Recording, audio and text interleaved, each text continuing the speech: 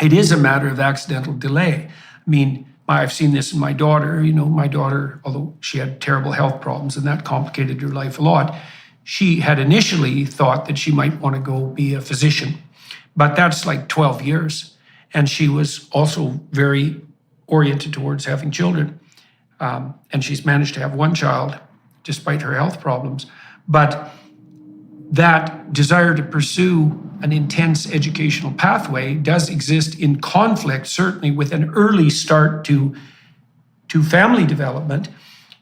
If you presume that that doesn't matter because you've got time, you're not going to find out that isn't true for 10 years in your own life, and maybe the culture won't find out that's true for like 30 years. I mean, we still tell young women who are 19. I made a comment that was clipped on an Instagram reel by someone about the fact that we always lie to young women about what's going to be important in their lives. We tell them it's going to be all career. I said, I've worked in female-dominated industries my whole life, and what I've observed is, among men and women alike, that it's a very rare person for whom career is the most important thing in their life, even if they're men, although it's true for more men. It's true for virtually no women by the time they hit 30. And the amount of vitriol that comment generated was unparalleled. And that's something, because I've had plenty of vitriol generated from things I said, but it was all young women, talking about how some old white guy like me had no right to tell young women what to do with their bodies, which I most certainly was not. But it is, you can see a simple pathway there, right? It's like, well, we have this avenue where we can pursue our career and our education and everything else we want, and then we'll be able to solve the problem of having a family. The problem with that is, well, it's hard enough to find a mate when you're 23, 24. By the time you're 30, it's even more difficult. And by the time you're 35, it's starting to become well nigh impossible to find a mate and get pregnant and have a family, especially if you're going to have more than one kid. And so there's a direct conflict there between the avenues that are open to women and the need to strike while the iron's hot on the reproductive front. Nobody really knows how to reconcile that. Let me tell you something. Incognito mode does not hide your activity. It does not matter what mode you use or how many times you clear your browsing history. Your internet service provider can still see every single website you've ever visited. That's why we never go online without using ExpressVPN. It doesn't matter who your internet service provider is. ISPs in the US can legally sell your information to ad companies. ExpressVPN is an app that reroutes your internet connection through their secure server so your ISP can't see the sites you visit. ExpressVPN also keeps all of your information secure by encrypting 100% of your data with the most powerful encryption available. All you have to do is tap one button to protect your device, so there's no excuse for you to not be using it. Protect your online activity with the VPN we trust at Daily Wire Plus. Visit expressvpn.com/JordanYT right now and find out how you can get 3 months of ExpressVPN for free. That's expressvpn.com/JordanYT. expressvpn.com/JordanYT. I mean, it's odd because women will live about 7 years longer than men. So it could be the case that the societal norm could be that women have their children when they're quite young and then go back to school in their 30s. That would actually work out. In principle, that could work out quite nicely, but we don't have the norms in place to make that a possibility. But we have to start addressing exactly this, because if we don't, to me, I mean, there's so many ideas today about reproductive technology that are overstated. Oh, yes, freeze your eggs, and age 40, if you have a partner and if you still have energy, that you might then. Yes, and everything goes well. Yeah, if everything goes well. And you have the money. Yeah, and the emotional stamina. All of that.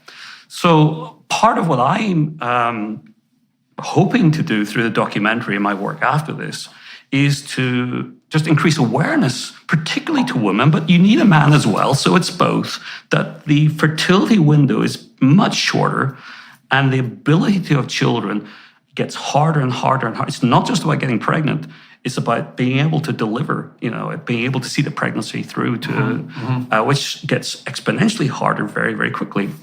I should mention I interviewed 5 fertility doctors for the documentary itself, and each one of them wanted to open up about the challenges, because normally they have to sell their services. Right. Normally they have to tell people, think positively, here's what we've done for other people, here's what we think we can do for you. Yeah. What they were telling to me openly, I'm frankly getting quite emotional about on a couple of occasions, was it's terrible because so often it doesn't work out. Well, 1 in 3 couples by the age of 30 have pronounced fertility problems defined as inability to conceive within a year of embarking on the endeavor consciously, right? So that's 1 in 3. And of course, it just gets worse and worse as age creeps up. And 30 is not that old. And it does mean that women have a damn tight window.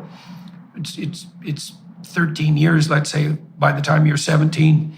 By some standards, you're mature enough to consider reproduction, 17 or 18, and on the extreme end. And then, well, 35 is the other end of that distribution. And you're playing with fire by the time you're delaying, especially if you don't have a partner, by the time you're delaying till 35. Especially if you want 3 children, Yeah, well, right. I'm thinking just 1, and it's also the case. I think if you're a reasonable observer of human nature, you see that people have 3 sources of fundamental gratification in their lives. One is the pursuit of their own interests, including career and job. One is their intimate relationship, and the other is their family. And obviously, the intimate relationship and the family are very integrally associated. And if you miss out on one of those, you may be able to fill it by exceptional ability in the remaining domains. But for most people, not only is that highly unlikely, it's also highly undesirable.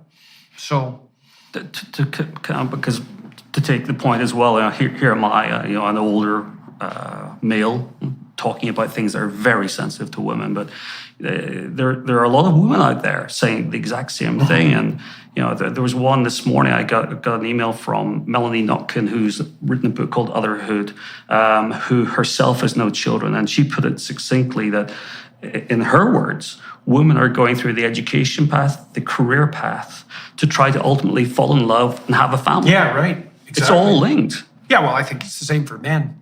I think so too. Well, actually. it's more than that. Half the reason that men strive for career success is to impress women and attract them. In fact, it's higher than that. So, But maybe that point is the heart of the problem we have today, because today, if you look at who's at college and who's actually earning more right now, I read this morning, women in cities in the US are earning more than men. I don't know if that's right or wrong, but you have this situation. yeah, it's right under 30. Yeah. So in US colleges right now, I believe it's 9.5 million women and around 6.57 million men. Oh, and the women start dropping out of college, by the way, when they start to outnumber the men 2 to 1, right? Because a lot of the reason people go to college, you got to ask yourself, what's college for? It's like, well, it's to get educated, to go to lectures, to be accredited. It's like, no, probably not.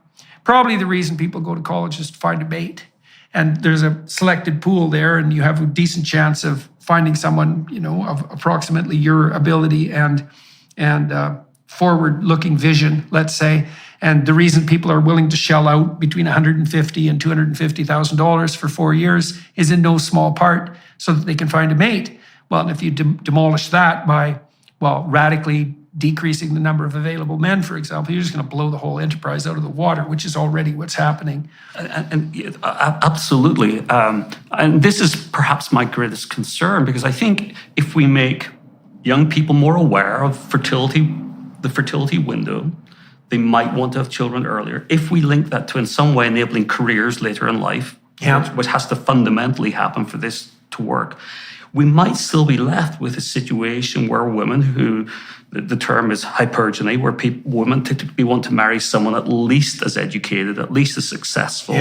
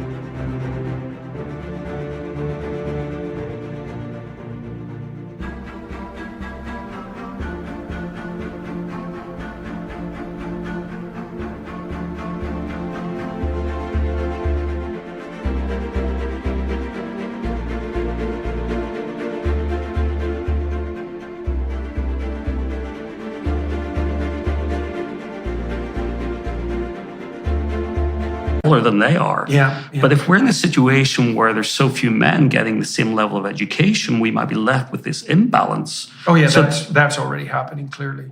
Yeah, it's very difficult for women to overcome the hypergamous instinct because they're trying to redress the imbalance in terms of reproductive responsibility. And there's no evidence at all. You get a little bit of flattening of hypergamy in extremely egalitarian societies like Scandinavia, but it certainly doesn't disappear. And so that's built in at a very fundamental biological level. And I don't think any casual tinkering on the anthropological or sociological front is going to shift that a bit. So that's a big problem. It's a big problem. It's also the case, too, that if marriages where the wife out-earns or out-statuses the husband tend to be comparatively unstable and violent. So, now you can lay that at the feet of the men if you're inclined to, but in some sense it doesn't really matter because that's the way it is. And so the women are unhappy and the men are threatened, and that's just not a good recipe for marital stability. So everyone loses in this situation. So let's talk about another country, Thailand. So you would think, if you'd asked me how many women are in college in Thailand, I might have said 15%. I have no idea, but no, it's 55%. 40% of men are in college in Thailand. So you have a similar shift even there.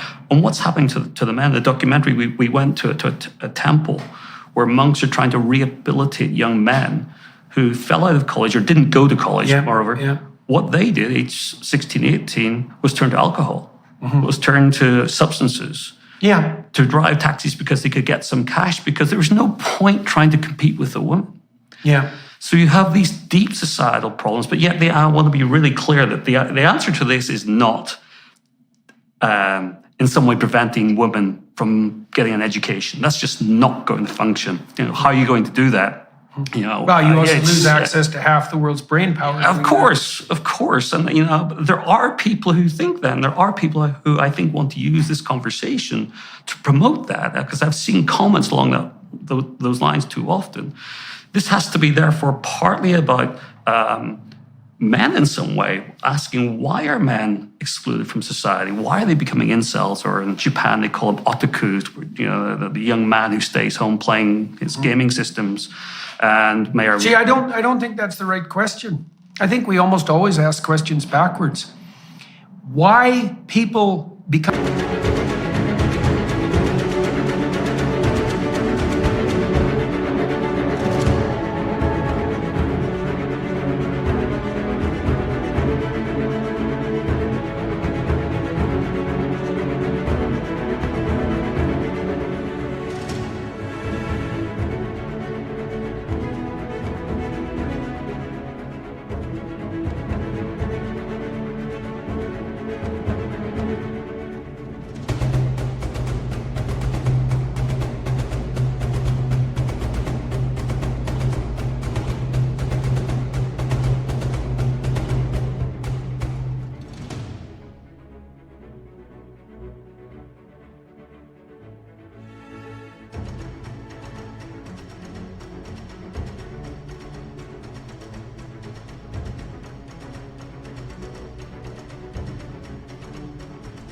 I'm useless? That's not a mystery.